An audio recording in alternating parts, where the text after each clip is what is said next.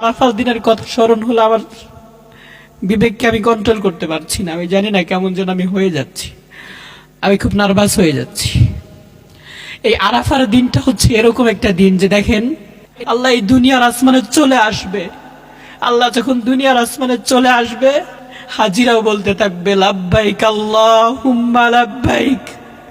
আল্লাহ আমরা সবাই হাজির, আমরা উপস্থিত, গুনাহগার।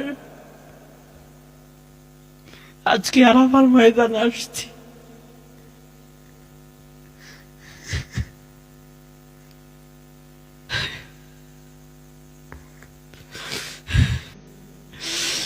আল্লাহ গুনার বোঝা নিয়ে আসছি মালিক, এই গুনাহগুলো নিয়ে তো আমি জান্নাতে যাইতে পারবো না। আল্লাহর এত মোহাব্বত, এই বান্দার ডাকে সাড়া দিতে আর দেরি করবে না। ইয়ানজিলুল্লাহু তাআলা ইলা সামাঈদ দুনিয়া, আল্লাহ ওই সপ্তম আসমান থেকে প্রথম আসমানে চলে আসবে।